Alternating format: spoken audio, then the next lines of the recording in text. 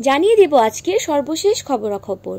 বাংলাদেশ সহ সারা বিশ্বে ঘটে যাওয়া আজকের সকল গুরুত্বপূর্ণ আপডেট জানাচ্ছি বিস্তারিত। আওয়ামী লীগের সাধারণ সম্পাদক ওবায়দুল কাদের বলেছেন, স্বাধীনতা বিরোধী উগ্র সাম্প্রদায়িক অপশক্তি জামায়াতে ইসলামী সম্পর্কে তারা যেখানে যে অবস্থায় থাকুক না কেন বিএনপির গভীর বন্ধন রয়েছে। সোমবার আওয়ামী লীগের দপ্তর সম্পাদক বিপ্লব বড়ুয়ার সই করা গণমাধ্যমে পাঠানো এক বিবৃতিতে এসব কথা বলেন ওবায়দুল কাদের। এতক্ষণ শুনছিলেন দেশের খবর, এবার আন্তর্জাতিক।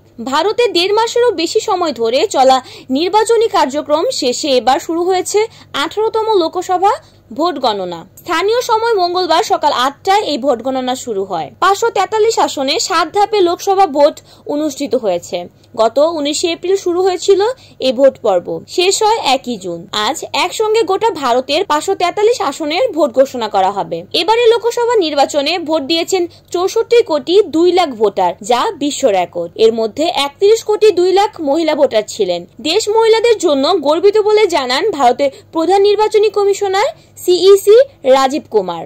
ইসরায়েলের সামরিক বাহিনী ফিলিস্তিনদের গাজায় হামাসের হাতে জিম্মি থাকা আরো 4 ব্যক্তির মৃত্যুর খবর নিশ্চিত করেছেন। গাজার দক্ষিণাঞ্চলের খান ইউনিসে ইসরায়েলি বাহিনীর অভিযানের সময় এই 4 জনের মৃত্যু হয়েছে। বর্তমানে তাদের মরদেহ হামাসের জিম্মায় আছে। নিহত 4 জন হলেন ব্রিটিশ ইসরায়েলি নাদাব পোপেলয়েল, চেমপেরি, ইয়োরাম মেৎজার এবং আমিরাম কুমার। ইসরায়েলি সামরিক বাহিনীর মুখপাত্র ড্যানিয়েল হাগারি বলেন, কয়েক সপ্তাহ ধরে সংগ্রাম করা গোয়েন্দা তথ্যের ভিত্তিতে এই 4 ব্যক্তির মৃত্যুর খবর জানা গেছে, তবে বিস্তারিত কিছু জানাননি তিনি। এতক্ষণ সাথে থাকার জন্য সকলকে ধন্যবাদ। সাথে ছিলাম আমি অরণি। 24 ঘন্টার সকল খবর জানতে চোখ রাখুন এনএন টিভির পর্দায়।